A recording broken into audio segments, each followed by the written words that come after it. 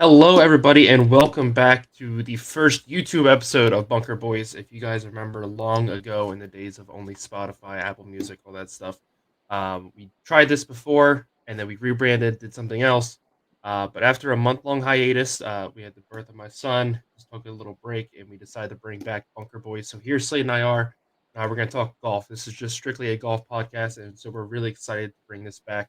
It's going to be a lot of fun, and we are excited to get underway today.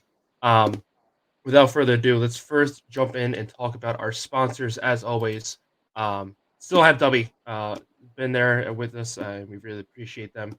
So make sure you head over there, w.gg, use code JackWagon for 10% off of your order today. Next, we want to talk about is we have our merch is live now. We did our spring golf launch. You can see the designs here: shirts, sweatshirts, hats, tank tops, all different colors. We'll show you the website here in a little bit. All different colors, styles for men and women. I've got a bunch of questions so far on Instagram and Facebook and stuff where we posted this. Um, make sure you Quite the guys head over there. model. You were Yeah. quite the model for it too. Yeah, shout out to our photographer Hannah for doing a great Yep. job with that. I could definitely do a better job modeling, but yeah, head over. We have the link in our bio and all of our social medias, also on our YouTube. Head to our link tree, click on the Wagon Sports merch. It'll take you over here. We'll walk you through the website just so you guys can see what it's like. Um, and so again, you have everything here, all the different designs. They came in white and black, so that way we can put them on more different color T-shirts and stuff. So make sure you guys check out anything that you want to get. We have on there. So make sure you guys head over there and check that out now. So without further ado, let's go ahead and let's jump into this week's topics. First up, we had the Valspar Championship last week. Not a lot of hype going into the tournament. It's not the elevated event. Not a lot of talk about it going in. We had big names, Speith and Fleetwood were at the top of the leaderboard going into Sunday. A lot of focus was on Schenek as he was the one-stroke leader. And here comes Taylor Moore out of nowhere. And so we're gonna take a look here real quick, and we're gonna talk about kind of like the final sequence, final few holes here. And so let's go ahead and do that. Let's get it up here. Should have had this ready. I'm a little rusty. It's been a couple weeks here. So here we're gonna look at Taylor Moore. This is on 17. He's getting out of the bunker. He was not having a very good week getting up and down. Gets a really good sand save there. This is on 18. He legged it up here. A birdie would have given him the outright lead at this point. That leg putt right there puts him in position to he got par. This is Spieth back on 16, where he drives it into the water. Let me pause it right there because I just want to talk to you about this before we go on to the next highlight and talk more about this hole. Um, so if we look here, how far up he got, it's kind of hard to see on the right side there. I had to crop it, so hopefully you don't hit with a copyright strike. But um, I understand what he was trying to do. He wanted to lay it up a little bit, and he wanted to push it far left. He just, slice it and it goes into the water. But I was texting our friend Sam while we're watching this because we're both sitting there pulling for speed. At that point, why wouldn't you just pull out the driver? Like in my mind, obviously, this is why I'm not a professional. But seeing how far the 3-wood got him up through the water there, I would have just put out the driver and tried to launch it the whole way over the water. Not that I don't think he could have made it either way. But I just want to get your thoughts on this moment here and kind of how you interpreted Spieth and what was it supposed to be a layup.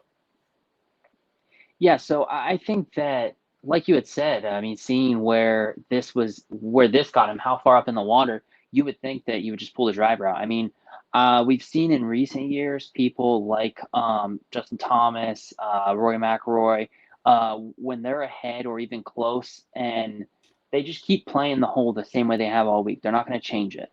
I didn't go back and look, so I don't know. Did he play this club choice all week, or did they switch it up? Because I feel like, I mean, you're worried about the way that you're playing if you're changing it up going into this hole. You should just play it the same way Right. you played all week, you know. Um, but like you said, I mean, it just looking at the shot tracer, I mean, it's definitely the perfect line that he would have wanted to play had it been about, I don't know, 30 yards to the left. Right. Yeah, no, absolutely. But so he goes into the water here. He's somehow able to scramble and makes a long bogey putt here that you're going to see. So he's able to, Really clutched up. yeah. So he drops from tied for the lead down to one shot back. So he was able to stay in contention. This is Schenek on 17, par save out of the sand. Jordan had a chance for birdie that would have put him right back up there on 17. And here is Shennick's bad drive on 18. Um, he just had to put in the fairway. He had a one stroke, or excuse me, he's tied for the lead at this point. If he gets a par, he goes into a playoff, and his drive goes way left. Taylor Moore's drive also went left, but as you see here, Hmm. he gets a tree. He walks up, and it kind of hits him in that moment that, yeah, I'm gonna have a long road if I have any chance. You see the ejection Get the set. left-handed club out. Yeah. So Taylor Moore winds up your winner. Let's go ahead and we're gonna show you the leaderboard from this past week. But still, a great overall tournament. It was a lot of fun seeing these guys like Taylor Moore, Adam Schenek get themselves up there and compete with, when you go into a Sunday and Jordan Spieth is in the final group, Tommy Fleetwood was in the next to last group. When you're a rookie and you're going for your first win and you see these names like that, it cannot be easy. And the fact that Taylor Moore was able to go out there and play so well, and Schenek really, in his own right, played really well up until those final few holes. He had his mistakes, but this is why we enjoy the events that are not those designated events. We get to see these guys who don't always constantly have the spotlight on them, and it's a lot of fun to sit there and watch these guys go out there and compete. Especially again, like I just said, against a guy like Jordan Spieth, who we know how good he can be. Um, and so, Slade, just any more thoughts you have on the Valspar before we move on? Yeah, I mean, I think that going into Sunday, I would have thought that this is Jordan Spieth's tournament to win. I mean, I didn't really think that. I mean, I didn't think that Taylor Moore, especially with the ball right next to the tree, him being a right-handed golfer, that he was going to have any chance at doing anything with that, and let alone get the win. It's pretty crazy. Um, I do think that we are going to have kind of these weekends now that they're elevating events and stuff like that, where not that there's like, I mean, obviously this one has Fleetwood speed. It had star power there. It's just Mhm. I feel like we're gonna have it's like oh yeah, golf's on this weekend, like, but it's not one of those big events though, right? Because Right. like before it was like yeah, there's the four majors, but there's also a couple of these other like staple tournaments that are must see. Now I feel like we're gonna kind of run into this where it's like oh half the season is staple events, the rest of the half is like practice rounds. Right. Yeah. No, I definitely get that thought. And what's concerning to me too is so we have elevated events this year, but it's the fields aren't necessarily limited. Mhm. And next year we're going to go to 75 players no cut, which I don't agree with. I'm not excited for, but I think that it'll help kind of put some more juice into these other events as well. Like, yeah, we're not always going to have the top players in the world, but it's going to mean so much more because these guys need to fight to get into that top 75 FedEx Cup ranking to be able to play the elevated events the next season. And that's kind of what has elevated these events as a whole this year so far as well. Is since it begins next year, these guys need to fight to make that top 75 cut in the FedEx Cup standing. So it's going to be a lot of fun to watch, and it adds a little spice to everything. Let's go ahead. Let's look over at our fantasy standings that we've been doing so far. Nick, our friend here, is leading the way at 261 points after 8 events. Slade, you're Per in second usual. at 253, and I'm trailing at 241. Um, you were leading here the past couple weeks, and then of course the one week we go to talk about is when Nick and Sam again both pulled a winner, or they both tied for the win, and they jumped Right. Slade and I. Um, but without further ado, we have the WGC Dell Technologies match play this week. This will be the final World Golf Championship event as of now. World Golf Championship has kind of gone away, and with the arrival of elevated events, the need for it has kind of died. And so, as of right now, there's no word of another match play tournament kind of style being played next year, which is going to be sad to see it go. But before we talk a little bit about that, let's look at our picks for this week. So the way we're going to do our fantasy this week is we're going to pick who we think is going to win each group. And as this is Wednesday, it's already begun. We've seen a lot of drama go down on day one. We'll talk about it here in a little bit. Um, but we're going to tell you who we thought would win each group. And then when everything resets Friday night and we get our 16 people that have advanced and we get the bracket, we're going to do a March Madness style bracket challenge. So Slade, we'll start with you. Let's go ahead and get your thoughts on who you think is going to win every group.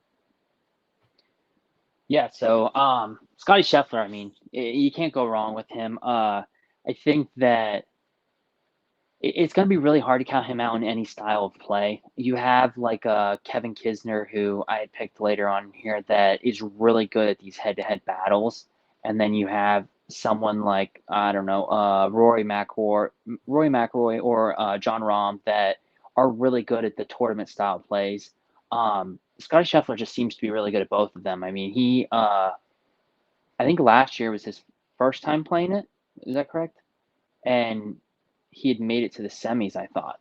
I believe, Um, yeah. but my big pick is Ricky this week. Obviously, I'm just kind of out on a whim with him. I mean, he did get the win against Rom so far today, but with the other two that played against one another having, it's going to make it a little difficult because he could lose to one of them, and then they're automatically that person's ahead of him already. Then Rory, easy pick. Patrick Cantley, that one was I was a little weary on, but I went with him because I think that he's going to start to turn it on here. I think that he's kind of had that middle of the tournament like kind of play style the past couple of weeks, so I'm waiting for him to kind of to break out. Kevin Kisner, like I said, I mean the dude is like I think I read the record. He's somewhere in like the 20s or 30s, 8-2 at this style of play. So he's only lost 8 times. Out of like 40 times of playing this style of play. Xander Schauffele has just been really a go-to guy, it seems like, for all of us when it came to picks. Aside from you, George, I think that you're probably the only one that hasn't picked him multiple times just in our fantasy in general this year. Will Zalatoris, Victor Hovland, Jason Day, Tony Finau, Matt Fitzpatrick, geez, tongue twister. I picked them mainly just because I didn't really like the names of the other guys within the bracket. But it's gonna kind of come to bite me in the butt because Hatton, who I thought that was going to be a blowaway winner, ended up losing in his opening game today against Griffin. But I just kind of went with these guys, and I'm hoping that I'm able to get lucky because Nick has now pulled out a lead, and last year when this happened, he just rode off into the sunset. Yeah. I don't feel like doing the hot wins challenge twice, so yeah, I definitely need to pick it up here. I'll go over my group winners here. Scotty Scheffler, I picked him. As of right now, he's only one up, so he's struggling with Davis Riley. But again, he won this tournament last year. He's playing really good golf right now. Yeah, being really for over the last year, he's been playing amazing golf. John Rahm, I thought that he would really thrive in this kind of situation. We see him usually do so well in the Ryder Cups, and I just figured he would bring that intensity. Not I don't want to say it down, a couple months. I know he had to withdraw from, definitely not a couple months, excuse me, but it down the last few tournaments. He had to withdraw from the Players. Hasn't won since the Genesis Invitational, and so he kind of wants to still prove that hey, I am at the top of my game. This is why I'm, always fighting for 1 and 2 in the world. Um, but shout out to Ricky Fowler for winning the match today. We were talking about before the show. Ricky needs to make the quarterfinals to be into the Masters this year. And as you and I are both huge fans of Ricky, that's what we want to see. And so, hey, if it works out that picking John Rahm jinxes Rahm and not Ricky, I will absolutely take that all day. Hmm. Rory, we heard him after he missed the cut at the Players. He was going to go work on his driver. And he had showed up with a new shaft in it this week and a new putter. It's clearly working because he looked really good today. I think he is in tune. I believe he was playing at Augusta last week, but I think he's ready to go. He said when he missed the cut the Players, this is the event he kind of uses. We heard Jordan Spieth allude to it earlier too. The Masters is just a few weeks away. There's a lot of shot. there's a lot of shots out here that we can practice, situations we can put ourselves in where it's easier to do it here in a match play than it would be in a normal stroke play tournament where you got to worry about giving up, so many shots. Whereas you can lose a hole and hey, let's move on to the next one and you're okay. Um, KH Lee, I went with again. Saw him at the President's Cup this year. Really excited with how he played. I did not see how he did today though. I'll have to look that up here in a minute. But I think he's my dark horse to come out of that group. Max Homa, again, a player that has just been red hot the last few months. Looked really good today. He went back and forth with his playing partner, and then as it came down the stretch, just kind of pulled away. Um, then I went with Xander Schauffele, same reason as you. Just been really consistent this year. He looked so good at the Sony Open before he or Sony, come on, Sony. Um, I can't think of it. The very first tournament of the year out in Hawaii where he had the withdrawal. He looked good, only swinging 80% before he finally backed out. Zalatoris dropped one today. This was mainly just because I'm a big fan of his. But again, in the Walker Cup and seeing him play this kind of style before, I thought he would have an upper hand. Victor Hovland loses today, so that's not great for my pick. Again, just somebody coming in from a heavy European influence where this match play style is a lot more popular, I would say, in tournaments and stuff. I thought he'd be more prepared. Morikawa looked really good today. His iron play, as always, is just so phenomenal. Finau, again, looked good. Sahith Theegala lost his match today, so that didn't work out for me. Spieth looked really good. I think he clinched his on the 15th hole. Sam Burns, Tyrrell Hatton, again, there was so much hype and talk about Tyrrell Hatton coming into this tournament about how well he is at match play, and he loses first thing this morning.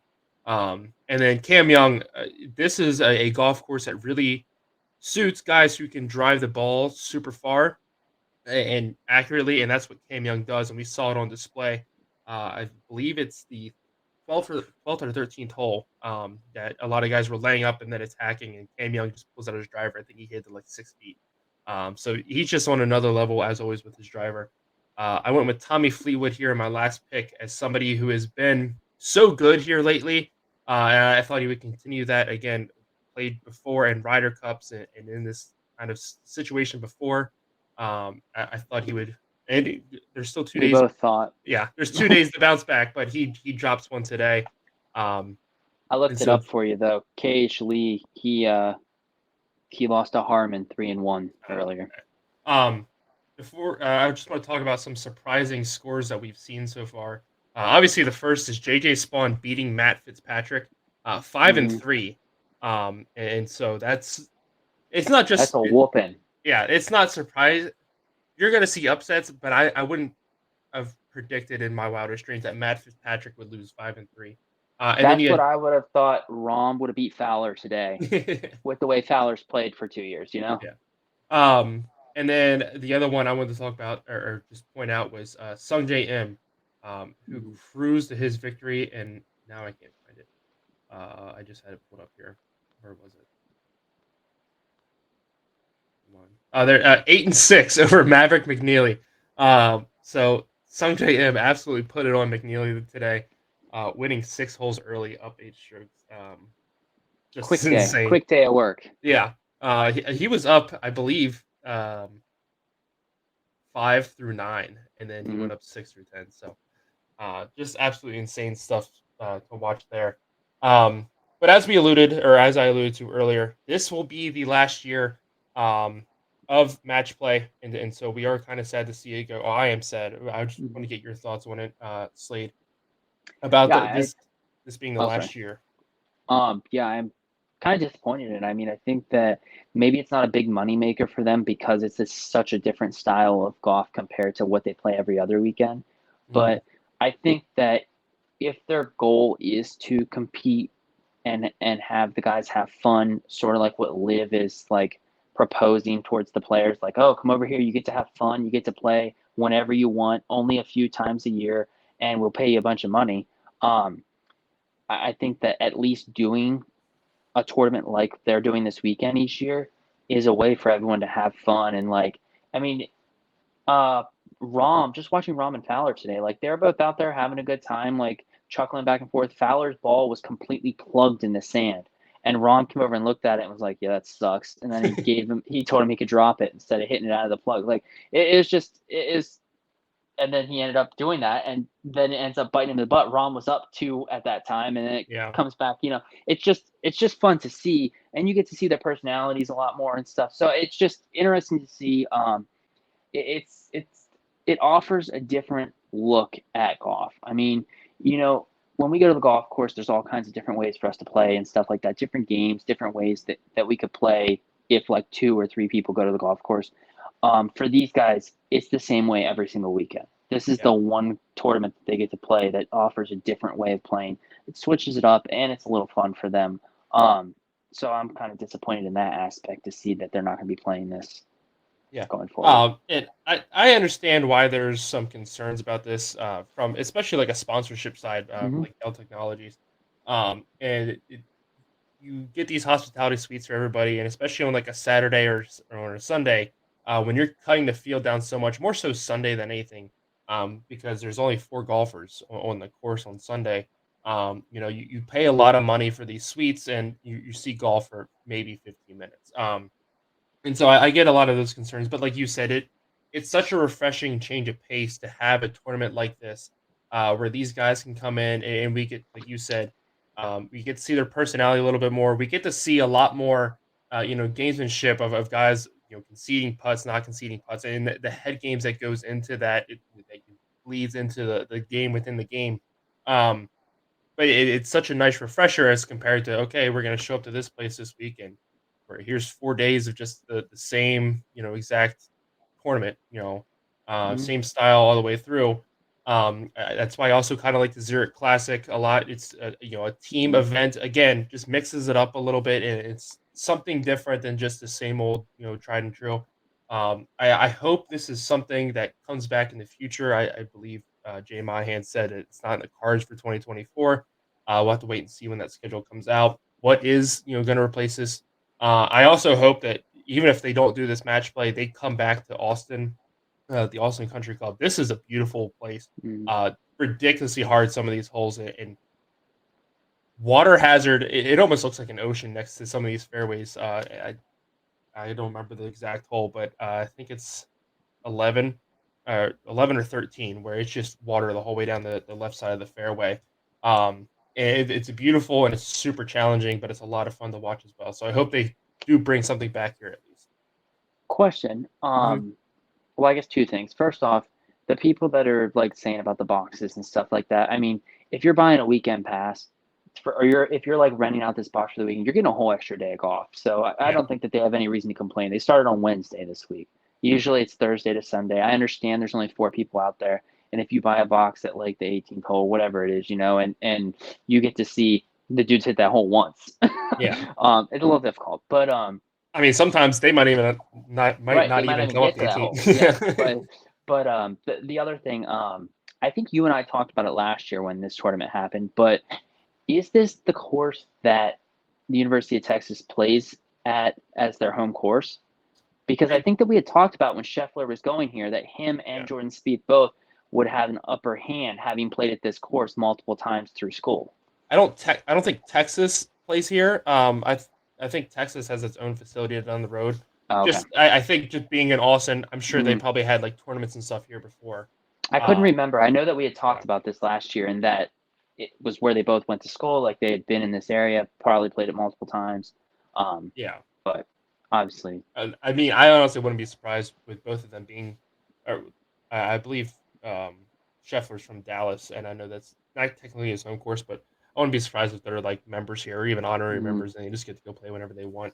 Um, but yeah, I think it's a really awesome course, and I would love to see them again.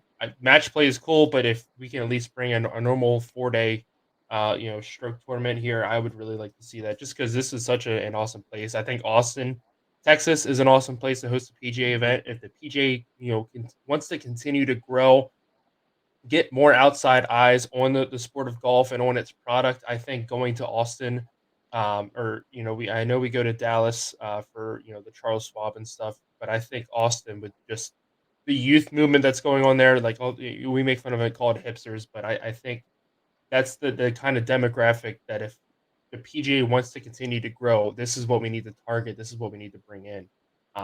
So I think they definitely need to stay in Austin, and Austin Country Club's the perfect place to do it. Mm. So that wraps up our PGA talk. Another thing we're going to do here on Bunker Boys going forward is we're going to bring you what we call growing our game. And so we're going to talk about all different things from like tips that we learned that we want to pass on to you, the lessons that we've taken, experiences that we've had with we go out and play around or on our own, um, and not just that, but things that and what we're going to talk about today is um, how we want if we could start all over again at the beginning with our golf career, so to say. Um, how would you go back and change it, and what would you do differently introducing yourself to the game of golf? So Slade, I'll start with you. First things first, how would you go back and reintroduce the game of golf to yourself in high school? Yeah, so I think first thing I would do is a lot of driving range, and I mean, sounds goofy, but putt-putt courses. I mean, Yeah. uh, just that in general. I mean, I think that I originally would just go out and pay to play 18 holes, having not gone to the driving range, not gone to the practice putting area and stuff like that at the course. Just show up, first hole, start swinging into the woods. Um, I Yeah. think that it would have benefited a lot more to just go to the driving range and be like, okay, today I'm just going to work on hitting the driver straight. Then the next time, like, okay, I'm just going to work on getting the irons, see how far I hit each iron, you know? Right. Um, and then with putts, like, okay, let's see, like, um, yeah, you post these videos. Like you have posted videos of your 6 foot putt thing. Mhm. Just keep practicing the different distances and stuff. And then when you go to the course, when we had done the Jack Wagon Classic, you had done your little practice thing where you set the tees up like 3 feet away from the hole, couple at each one, and you try and make those all in. And then once you do that, you move back a little farther from each area. I think just those little practice techniques of just doing that and not playing 18 holes for like Yeah. probably a whole year would have benefited so much because um, it's a lot harder if you're going to the first hole because the first hole at oh, what's it called? The cheap ass place, Meadowbrook. Meadowbrook. Yep. Yeah. The first hole there is just wide open and down to the right. So like, I mean, it would be hard to not hit the fairway on that. You're Yeah. either hitting the fairway or you're hitting the parking lot. Yeah. And so it's a little hard because you go from that to then like a real thin area. So it's kind of hard to like really know how your drives are going because if you hit the trees on the second or third hole, wherever you're at, like I mean, you might not have shanked it, you might have shanked it. It just depends on the hole. And like at that point, starting out, you don't know anything really. Right. Aside from you've watched shot tracers of Tiger Woods or Rory McIlroy or Jordan Spieth, and you see they're like, oh wow, they did this and like whatever. I don't think I'll ever be able to hit a drive like them where they're kind of like jumping up with their feet at the end, like you see, like especially with Scheffler when they show his slowed down. Um, but yeah, I think that just practice in general. I didn't do any practice to start. Yeah. My practice was week off. Yeah. But yeah, I think that just practice. Then moving up to par three courses and just focusing on short game basically. Because I mean, you can go to a par three course with a pitching wedge and putter and basically play the whole course, Right. which would have benefited a lot. But yeah, I didn't do that. I just started doing that last year. So I mean, I'm still trying to get to that point. I think that is where I would start out with is just practice instead of just going 18 holes. What about you? Yeah. So yes, for those of you that don't know, I don't think anybody knows this, but Slade started playing golf because I was playing with my dad, and I was like, "Oh, you should do this."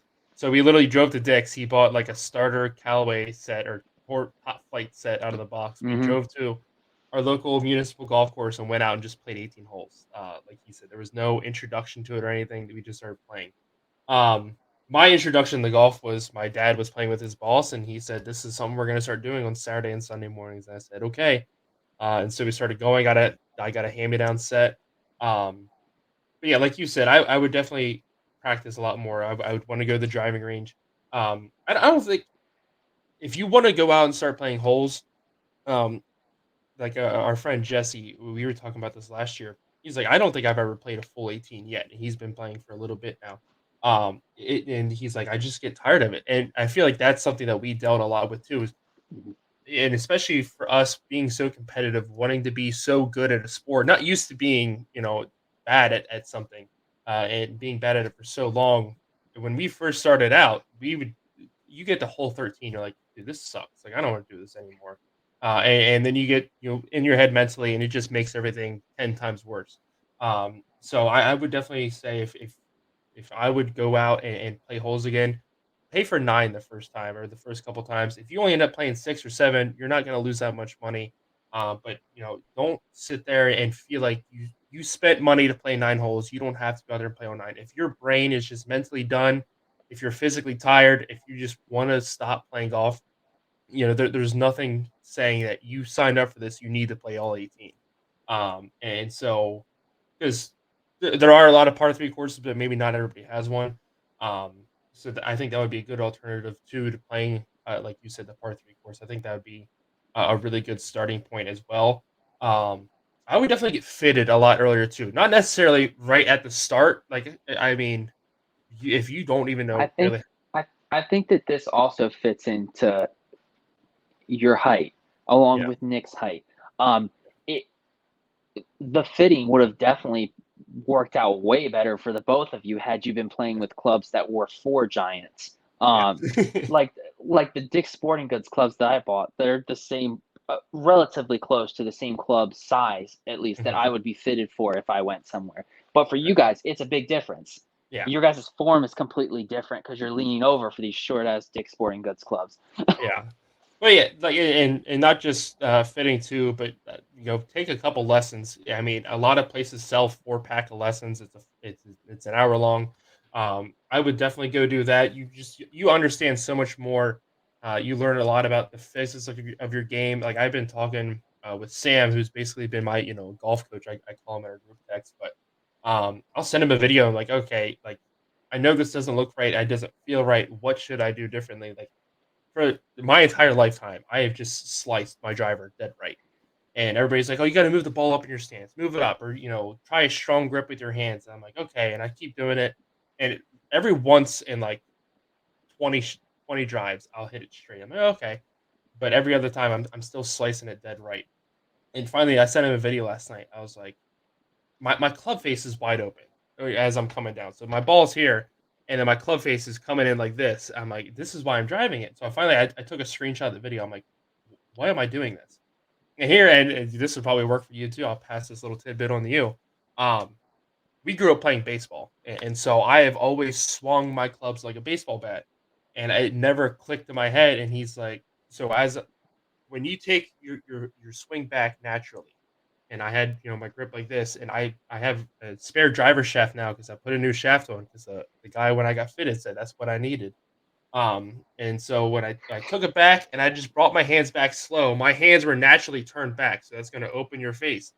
And Sam's like, "You gotta go ahead, you gotta push your trail arm, like, that's gonna it needs to you're trying to touch your arms," basically is what he said. Mhm. And I tried a couple swings at that, and, like, as you're coming back down, I'm pushing my right arm forward a little bit more, and I started noticing my club face is closing. I was like, "Holy shit, freaking 10 years of playing golf," and I get frustrated. I'm, at this point, getting ready to sell my driver and just never use it again. And here, it's just something that simple. So I would definitely say either A, get a lesson, or B, get a friend that knows, the game of golf more so than I did when I introduced you, and even Nick. Nick, I just gave him my old clubs and I said, "Hey, let's go play." Um, Mhm. the last tip I would give myself or to anybody that's new to the game of golf, um, don't follow every single, TikTok or YouTube page that just talks about golf. Because and I've noticed it here a lot too. I think social media is ruining golf for new people, because you can scroll your for you page and 5 out of 20 videos is somebody saying, "Hey, this is what you need to do to fix this," but they're not going to sit there and tell you, "Well, this is why," and it's only going to work for some people like this. And I just think there's too many voices giving way too many different opinions, for advice that's not going to work for every single person.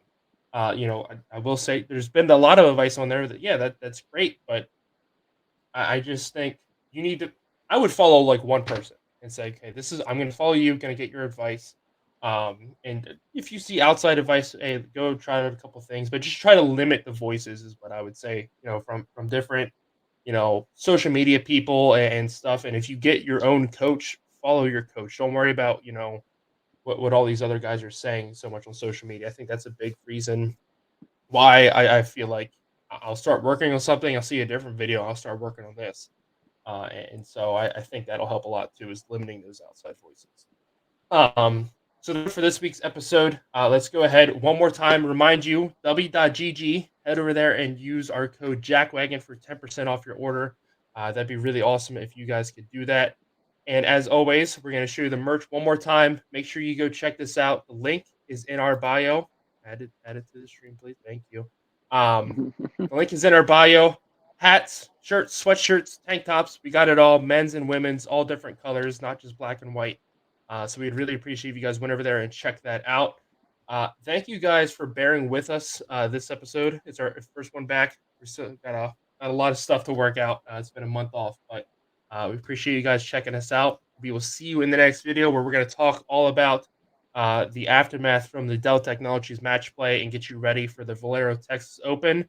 And after that, it is the Masters week. So we're going to have a big show for that as well. Quick question. Uh-huh. You saw today, who's your pick to win this weekend? I think I'm still going to go with Scheffler. Right. I'm still going to go with Scheffler until, just with how consistent he's been. Obviously, he was so good here last year. Even when he was making bad shots, he was still able to pull out a win. My second place, and I'm going to keep putting hope in him, and he's going to keep letting me down. And I said it this week when he did it. Speith, just with how good he looked today alone. Again, and we talked about it. These guys with Texas, they've had to play here multiple times.